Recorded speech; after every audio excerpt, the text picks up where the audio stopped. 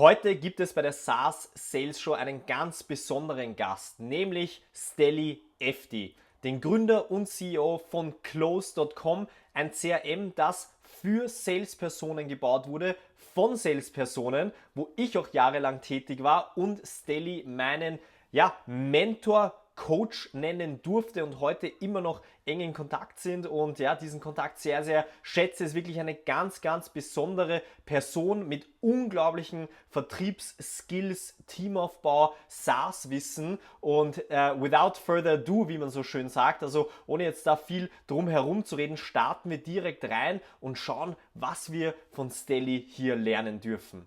Okay, Steli, I'm beyond excited to have you today in our SaaS sales talk and pick your brain about all things SaaS.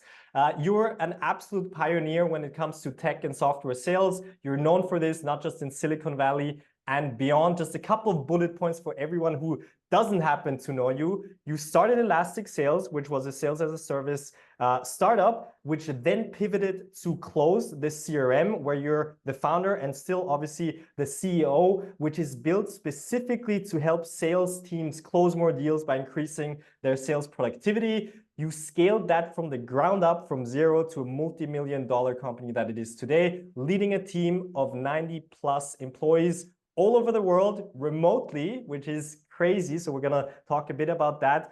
And for me, of course, the most important, or one of the most, the biggest highlights, you trained me myself and helped me become a high-performing sales rep myself, which I'm beyond grateful for. Steli, welcome, and thanks for being here today. My man, what an intro. Thank you for inviting me. Thanks for your time. Let's jump right into the good stuff.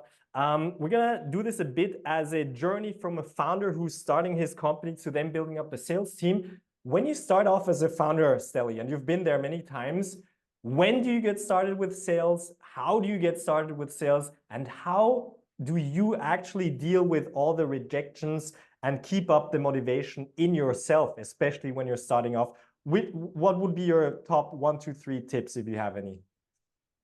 Yeah, so I think that the when is immediately, right? It's just a mindset. You just need to realize that if you want to start or build a business, you're going to have to acquire customers in one way or another, directly or indirectly. In SaaS, it's usually very directly. It's not an end consumer product, right? You're not producing a movie or some music and hope that if enough consumers come later on and consume it, you'll make some money. So sales starts immediately. You're selling your idea to potential investors. You're selling the company to people to come and join and work with you, be co-founders.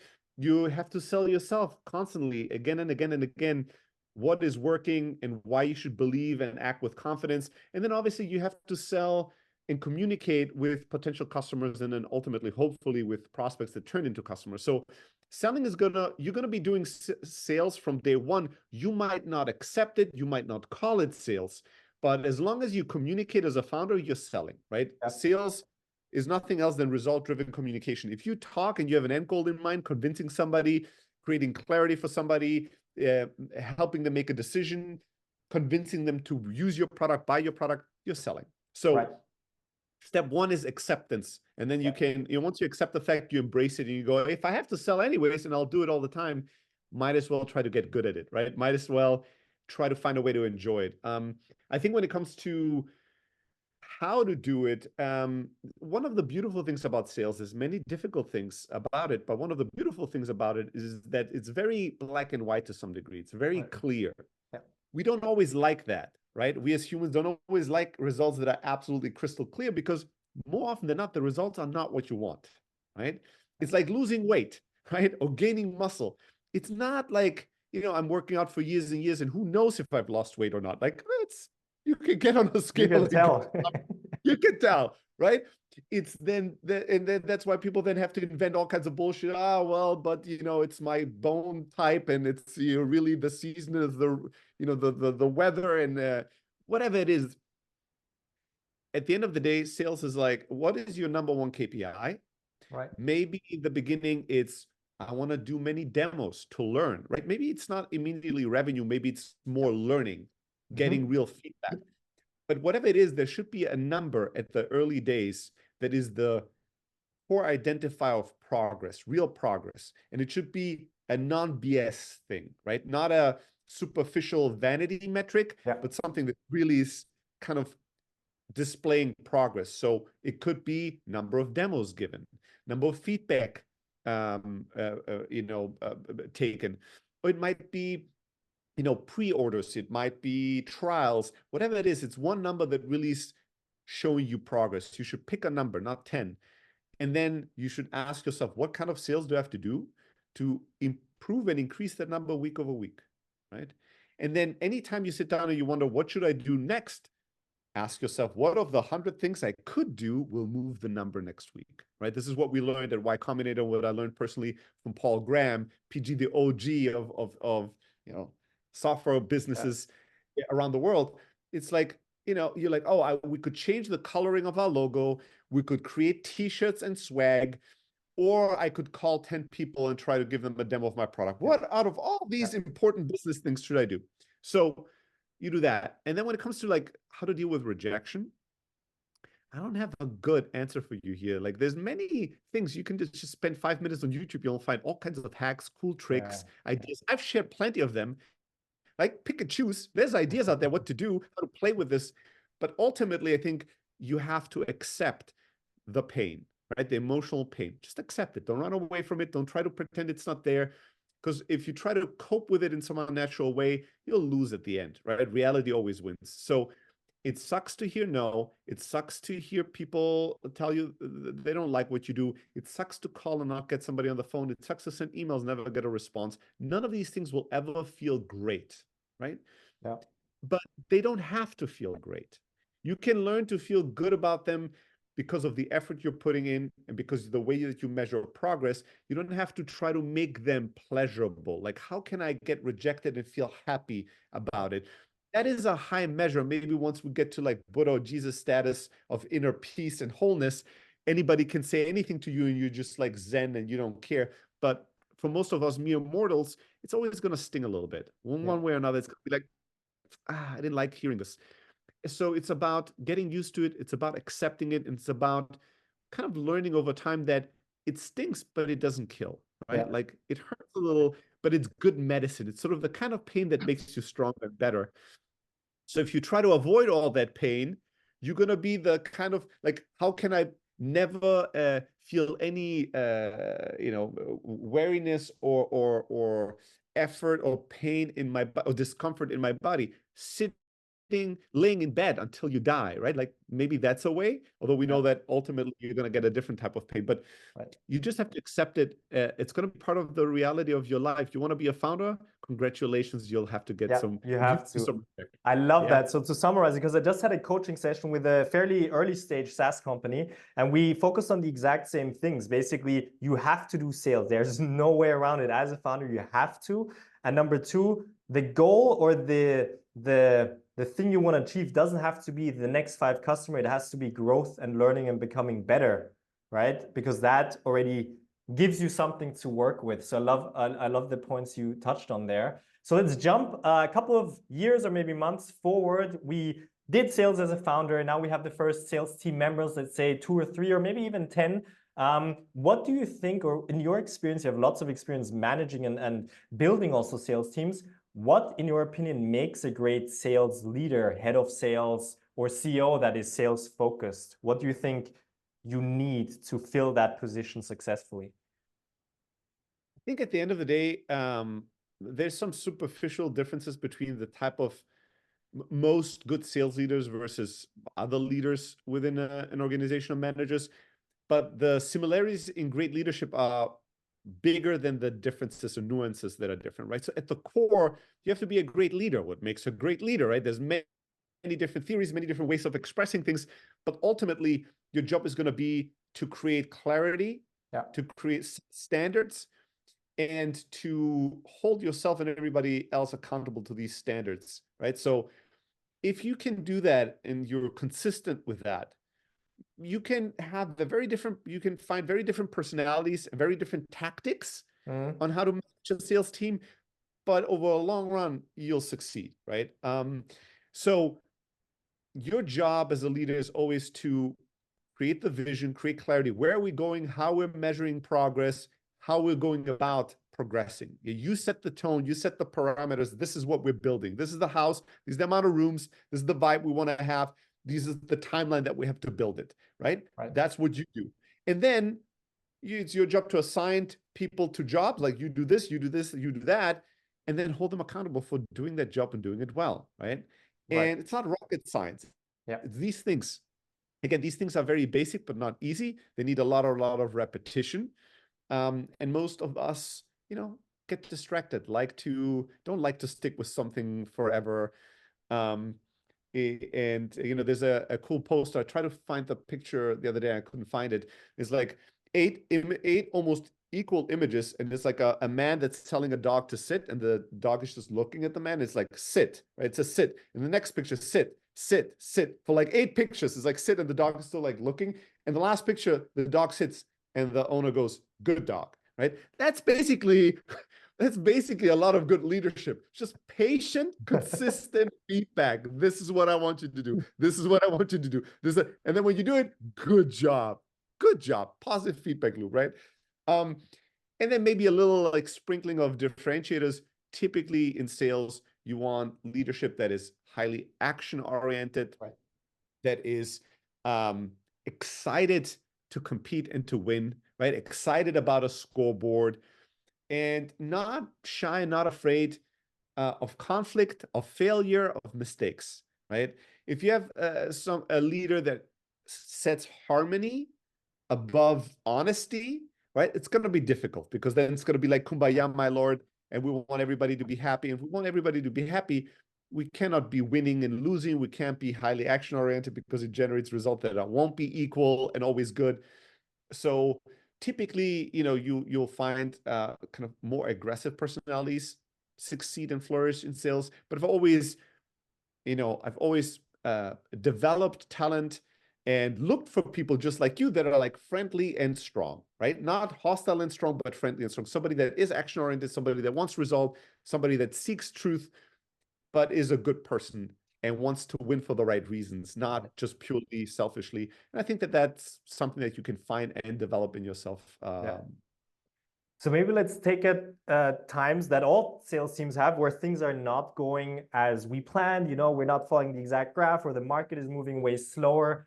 Motivation drops. People are like, all this stuff is not working. I don't have demos in my calendar. I don't have enough leads, whatever the excuse is. How would you deal with that? Or what would you recommend sales leaders do in those tough times? Yeah, it's a good question. I think it goes back again to a number of things. At the foundational level, it's always consistency, patience, expectation setting, right? It's like sometimes what's required is swift, radical action, right? The boat is sinking. There's no time to be discussing, giving speeches, or deliberating what to do. Act. But very, very rarely there's a life or death crisis in a sales team, right? Like that's rare. Most of the time, the boat is just off course, and what you need to do is readjust back to course, right? Yeah. Like, there's an obstacle, so you have to find a way around the obstacle. But it's not everybody jump off the boat and like in panic mode try to survive. And it's important to differentiate between the important and the urgent, and the absolute emergency versus like we're just off course, or we are facing a difficult but manageable obstacle. Yeah. I think you have to, again, like one of your key jobs is to clarify, right? You have to create clarity in the team of what is going on. Is it panic mode? Is it just adjustment mode? Is it fixing mode? What is it? What is the thing we need to do to get back on course? And then find ways for people to be able to measure their progress along the corrections, right? So it's bringing out the compass, bringing out the map, going like, what is our vision as a team? Where do we want to go and why? How much of course are we?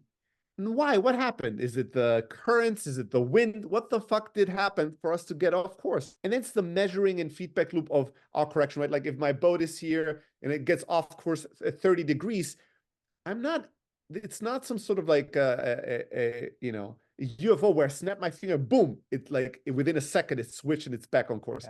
Yeah. It will take 30% off course, 29, 28, 27, 1% at a time, one degree at a time, until boom, we're back on course. It takes time. I'm going to have to make a big loop with my boat till I'm back on course. It's not some sort of an instant switch. And so if all people have in mind, your sales team has in mind, is we're off course, we're off course, we're off course, we're off course, everybody loses motivation, because it's like, whatever the fuck we do, we're still off course. What is the point of this? The boat is broken, right? Like, let's fucking leave. So you have to set the expectation, measure, and give the feedback loop of next 5 days, we're going to correct by 3 degrees, right? And then it's like, oh, we got 3 degrees, big celebration. Okay, now we need another 5 degrees, right? And then we only got 4. We need to do more of this or more of that to get. And so you create these smaller milestones of success back on course. Most leaders, most of us don't do this. I have not done this many times myself. I just go, we're off course. And then like, we need to do all these actions, and people do these actions, do these actions, do these actions, and we're still off course. And people go, this sucks. Like, I'm not motivated. Everything I do doesn't matter. Life has no meaning, right? And we all fall into a little bit of a depression mode, instead of like creating little steps, a new path. Back on course. So really readjusting, setting the expectations, going step by step by step, percentage by percentage. And then also with that, enabling the sales team to do those corrections, no? Because sometimes we don't even have the tools or the skills, or, well, we should suddenly do proactive outreach. We've never done this. We always sat back and waited for the demo calls, but there are no demo calls. But then it's up to us, no, to help people learning those skills, achieving those tools to actually be able to help with those course corrections, no? Yeah, and you said something really important here, because the course correction that we are thinking about usually is in massive jumps, right? So in your case, let's say we had an inbound funnel as a SaaS company, and it worked really well with all these scheduled, booked demos. And then that dries up instantly for whatever reason. And we go, oh, we have to do outbound sales now. Doing outbound sales is not some sort of a 1 degree correction, right? You're saying, again, let's make this giant leap. In between, what you expect your ship to become is a helicopter. Like, how? It's not possible, right? So the 1 degree improvement is not, well, you were doing online demos based on inbound. Now I want you to be doing cold calls. It's not a small correction. So you have to, in this case, it's been like, we need to first learn how to prospect, right? We'll take us a month or 2 to train everybody on prospecting. Now we need another month or 2 to train everybody on how to negotiate. Then we need to train them on how to give outbound demos. Then we need to, like, all that's going to take, all that correction with the ship is going to take maybe 6 months, right? And what do most teams do? They go, we need to do outbound sales. All right, starting tomorrow, everybody 500 cold calls. I just downloaded some fucking bullshit list, that only has 10% correct information.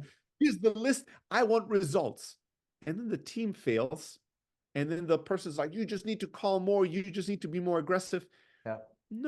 No, it's not possible. You're expecting them to turn the ship into a helicopter, and if all you've given them is a pair of scissors and a pencil. It's like, this is not possible, right? Again, it goes back to expectations, step by step, right? That is the big step. Maybe do outbound, but outbound can be broken down into 10 other steps that we need to learn step by step. I do have one last very big question. I'm going to ask it anyways. You've started at 0 many times, obviously also with Close. A lot of people here are basically at 0 with their SaaS. Now you're at 8 figures. So what do you think are the most important things to focus on when scaling something from 0 to 8 figures, which seems like the Kilimanjaro times 10, because we talked about that before. What do you actually focus on to do that kind of journey and growth? You actually don't focus on the mountaintop, right? You focus on the next step. That's what it is. That is what it is. It's such a cliche, but it's so true. You cannot climb a tall mountain or run a marathon or accomplish anything that takes real endurance. Scaling a business takes endurance. It will take years if you're lucky, right? Most cases, it won't work. In the cases that it works, it'll take many years. And once in a while, there's a lottery winner that does it in, 2 years or something. Now, everybody's focused on that. It's like, imagine if everybody that wanted to be a millionaire focused on winning the lottery. That would be ridiculous, right? You're like, I want to be rich. And the 80% of everybody in the world that said, I want to be rich, all they would do is try to figure out some strategy to win in the lottery. It'd be insanity. That's the way most of us approach scaling our SaaS company. Like, how do I win the lottery?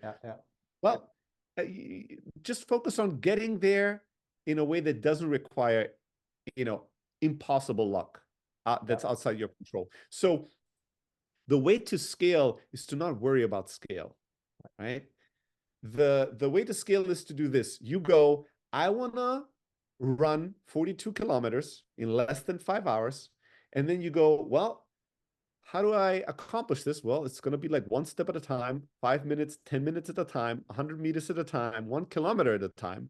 And then you go, well, to accomplish that, I'll have to at least spend 3 to 6 months training to prepare my body to be able to run that distance. When you run the marathon, if you're constantly worrying about like getting there faster, I'm in kilometer 2, how do I get to 20 as quickly as possible? You're never going to finish the thing, right? The people that finish marathons, they're in the moment. They look at the next kilometer, the next 100 meters, the next step, and they just go that way, right? Just the next step. And the same thing is true for scaling a business. People worry about the scale part always too early. Always too early, right?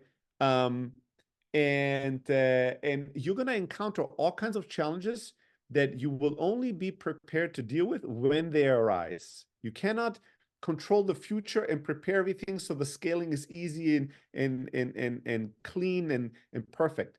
So I would say take care of if you have one customer, take great care of that one customer. Make them incredibly successful. That will be the biggest investment you can make 5 years down the line, 10 years down the line to 50 million in ARR, to 100 million in ARR. That's the next customer, the next 10 customers, the next 100 customers, your first employee, the first 3 employees, the first 5 employees. And then the world and life will present you with current challenges. Oh, this thing isn't working. Our feature is shitty. Our competitor did something interesting that's now messing with our flow. And then it's like, fix that problem.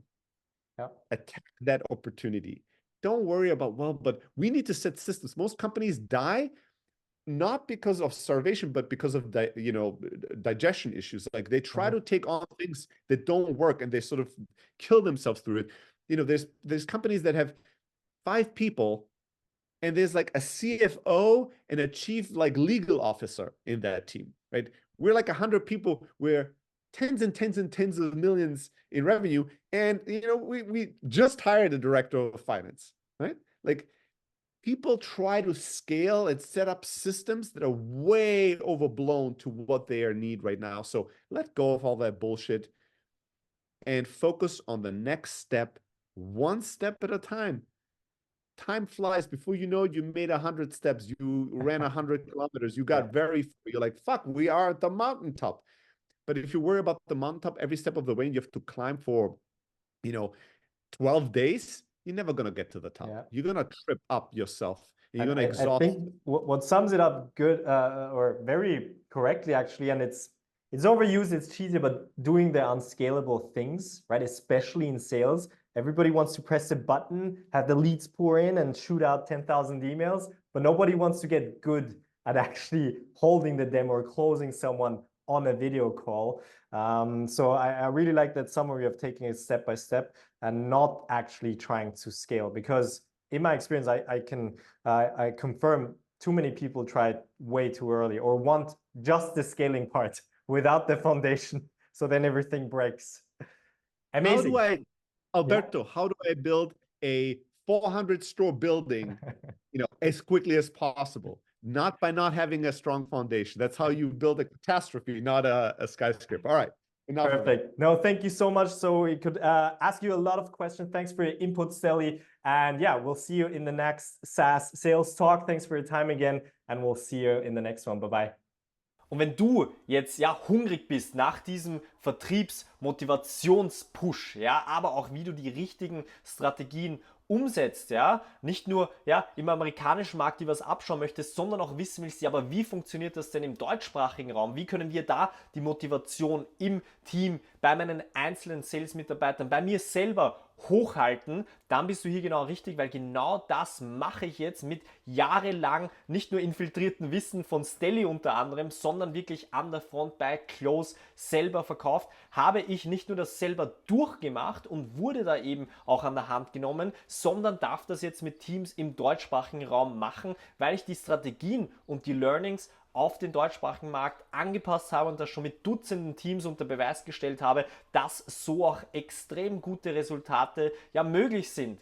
Wenn dich das jetzt interessiert und du wirklich dein SaaS-Sales und dein SaaS-Unternehmen generell aufs nächste Level bringen möchtest, dann schau jetzt auf www.nodaleconsulting.com. Dort kannst du dich für ein Erstgespräch eintragen. Wir prüfen dann deine Daten, dann ruft entweder ich oder einer meiner Kollegen bei dir an. Wir sprechen dann da nochmal und wenn alles passt, machen wir uns auch eine erste unverbindliche Strategie-Session aus, wo ich dir wirklich ja, deinen Verkaufsprozess analysiere, wir uns deine Herausforderungen und Potenziale ansehen und ich dir erste Strategien mitgebe, wie du eben da wirklich auch ja, weiterkommst, wie du vorwärts kommst, so wie Steli das in seinen Teams macht, mit mir auch gemacht habe, ich mit vielen anderen Teams mache, profitierst du eben von diesem gesamten Know-how und der Erfahrung, die du auch hier in diesem Interview ja gehört hast.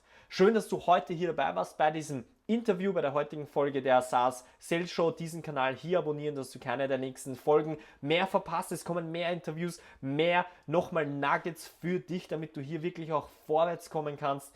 Und ich sage vielen, vielen Dank, dass du heute hier dabei warst. Dein Alberto.